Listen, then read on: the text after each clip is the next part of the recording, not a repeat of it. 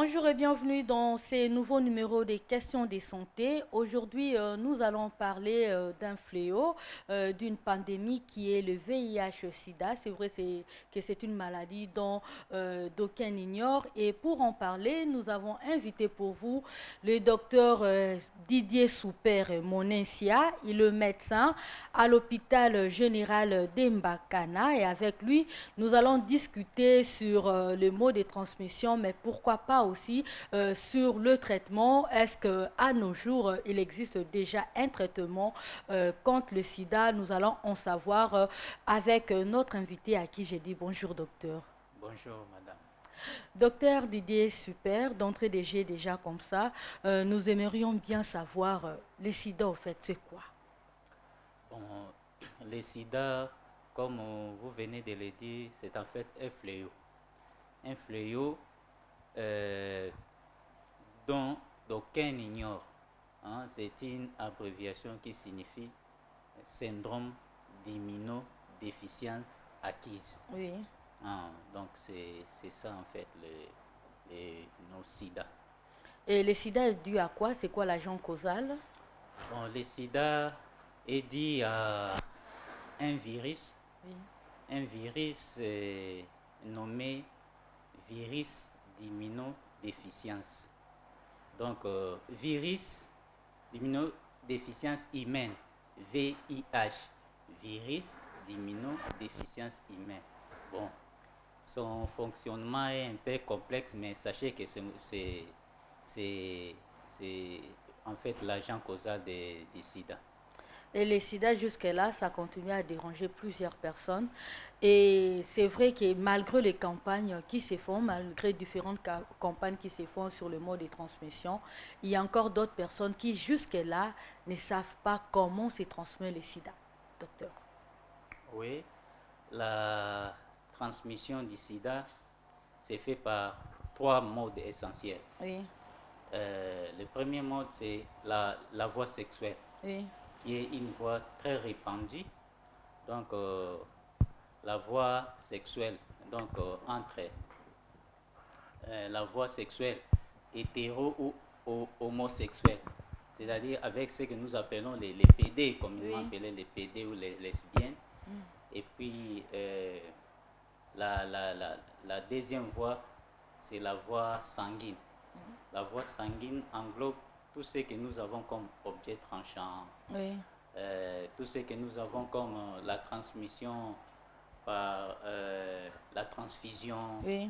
et puis tant de choses que nous connaissons. Donc les objets tranchants, notamment les lames des rasoirs qu'il faut éviter d'utiliser.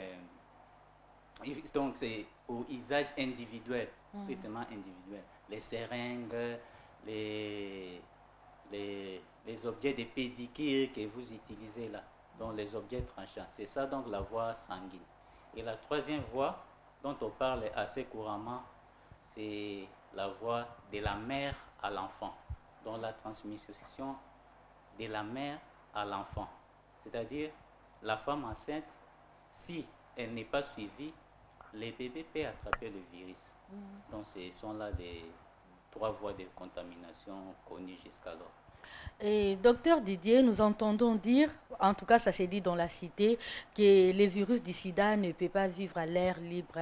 Hein. Si tu y as utilisé un objet tranchant, juste le temps qu'une autre personne vienne encore réutiliser les mêmes objets, même si ça veut le sida, tu n'attraperas pas le sida, vrai ou faux?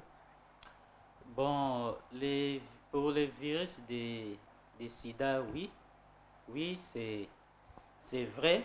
C'est un virus intracellulaire, Oui. strictement intracellulaire. Ce virus ne vit pas assez longtemps à l'air libre.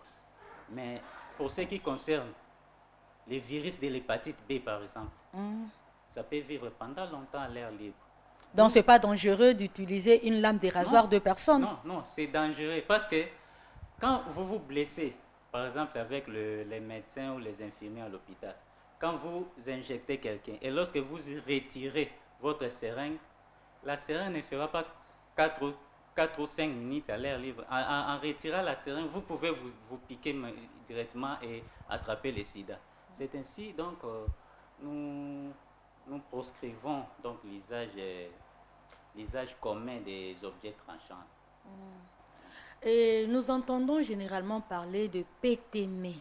C'est quelque chose qui nous revient généralement dans les oreilles. On aimerait bien savoir c'est quoi. PTM, en tout cas, c'est une très bonne question. C'est vraiment question d'actualité. Oui. PTM, donc c'est une abréviation qui signifie prévention de la transmission mère-enfant. Actuellement, d'ailleurs, on parle de ETM, donc élimination de la transmission mère-enfant. Donc, qu'est-ce qui se passe? Actuellement, il y a des techniques pour une femme qui est enceinte.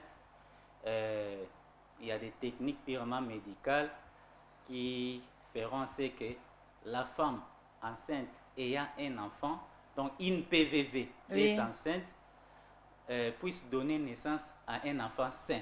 Possible. Possible, actuellement c'est possible avec les techniques actuelles. Donc lorsqu'on suit l'enfant, la maman, avant l'accouchement, pendant l'accouchement et après l'accouchement, vous verrez que l'enfant est sain alors que sa mère est PVV. Et quand est-ce que la contamination s'est faite alors de la mère à l'enfant? La contamination de la mère à l'enfant s'est fait en 3 phases, disons. C'est-à-dire avant l'accouchement. Avant l'accouchement, qu'est-ce qui se passe? Lorsque la femme PVV a un taux de virus très élevé, ou qu'elle est atteinte d'autres parasites, notamment les plasmodiums, qui iront affecter les placentas, et à ce moment-là, l'enfant peut contracter le virus. Alors, que fait les médecins? Les médecins ne font que prévenir cela. Donc, ils donnent à la maman donc, les médicaments contre les paludismes, ou alors recommandent à l'enfant, la maman de dormir sous la moustiquaire imprégnée des moustiques pour éviter justement ces parasites, les plasmodiums, donc la malaria. Et puis, deuxièmement, les médecins chercheront à réduire la charge virale, donc le taux de virus dans le sang. Donc les médecins chercheront à réduire la charge virale chez la maman. Alors à ce moment-là, lorsque vous suivez la maman et que la maman respecte les instructions des médecins, elle va accoucher sans problème. Là, c'est avant l'accouchement. Oui. Pendant l'accouchement, qu'est-ce qui se passe?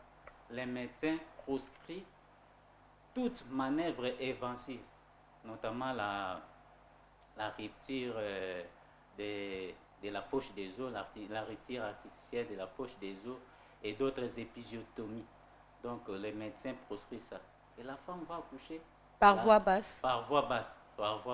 Elle va accoucher sans problème et que l'enfant sera sain. Après l'accouchement, c'est maintenant l'allaitement. L'allaitement doit être protégé. L'enfant est sous médicaments contre les virus, ARV, antirétroviraux. Donc, sous les médicaments, sous les produits contre les virus, ARV. La maman également est sous ARV. Ainsi, l'allaitement est protégé. L'enfant, ainsi, lorsque nous respectons ces instructions, l'enfant sera sain et la maman va allaiter son enfant sans problème. Et puis, l'enfant ne va pas contracter la maladie. Et docteur, nous savons tous que c'est par les cordons ombilicaux, au moins peut-être que vous puissiez me contredire, c'est par les cordons ombilicaux que le fœtus vit et nourrit de sa maman. Et comment pouvez-vous expliquer que c'est par ce même cordon, au fait, l'enfant n'arrive pas à attraper le sida, bien qu'il est relié par sa maman à travers les cordons ombilicaux? Ok, une très bonne question. En tout cas, une très bonne question. Nous savons, vous avez raison, l'enfant se nourrit à travers sa mère par les cordons ombilicaux. Mais par les cordons ombilicaux, il y a une barrière que nous appelons placenta. C'est à travers cette barrière qui fait en sorte que les virus ne puissent pas passer. Une fois que cette barrière est lésée, c'est pour ça que j'ai parlé des parasites, notamment les plasmodiums, dont la malaria. Une fois que cette barrière est lésée, les placenta est lésé, c'est à ce moment-là que le virus peut entrer à travers les cordons et atteindre l'enfant. C'est pour cela qu'une femme enceinte dans le PTM ne peut pas développer la malaria. Donc, il faut vraiment prévenir la malaria. Donc, pour répondre à ta question, Oui. c'est pour dire que les placentas est une barrière contre les virus. Et ces placentas-là doivent être protégés et ne doivent pas être lésés. Donc, c'est en fait